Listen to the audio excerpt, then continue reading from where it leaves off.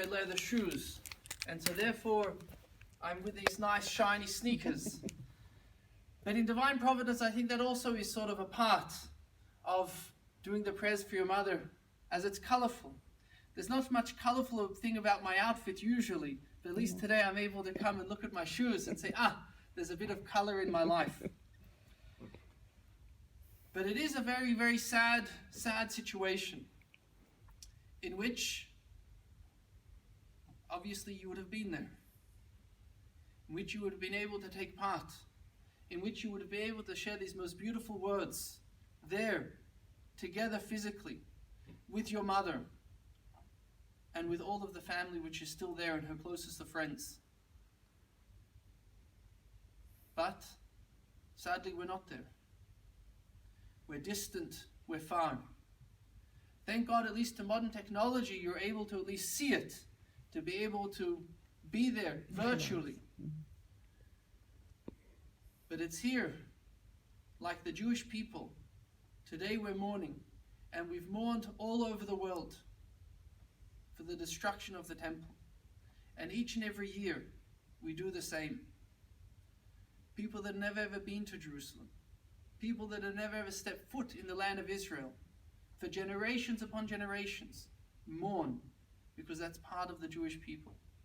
And one of the sayings which we say to a mourner is that Hamakom Yenachem Esach B'Toich Sha'ar Avalei Tzion Yerushalayim may be comforted amongst the mourners of Zion and Jerusalem, meaning that the passing of a single soul is something which is dear to the entire Jewish people, like the destruction of the temple.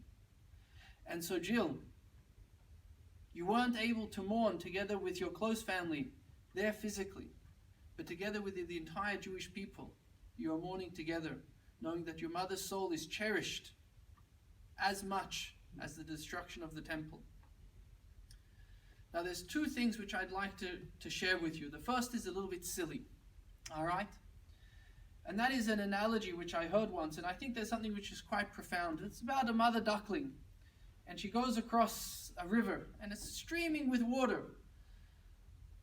Of course, got all the ducklings behind her, and it's too dangerous for them to go over by herself. So she puts one of the little ducklings on her back, and she goes out into the middle of the river. And she says to the duckling, she says, when I get old and frail, will you do the same for me? And the duckling says, of course I will. She says, I don't believe you, and she flicks him off. She goes back and she picks up the next duckling, puts him on, takes her out to the center and says the same thing. When I get old and frail, will you do things? Saying, of course, Mom, of course I will. And she flicks him off. Finally, the third one goes out, and the mother asks, will you do the same thing for me? And the little duckling says, to tell you the truth, Mum, probably not.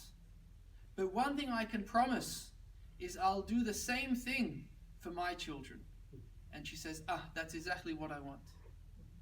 And with this, on a certain level, you couldn't be there at this moment for your mother. But your mother is ultimately coming and saying to you, I don't need you to be there. I need you to be there for your children. I need you to be there and do the same thing for those which are special to you, the same manner that I did for you. And the final thing which I'd like to share is, of course, the cliche flower. The Talmud says something very interesting. It says, from the moment that a person is born, we start to die.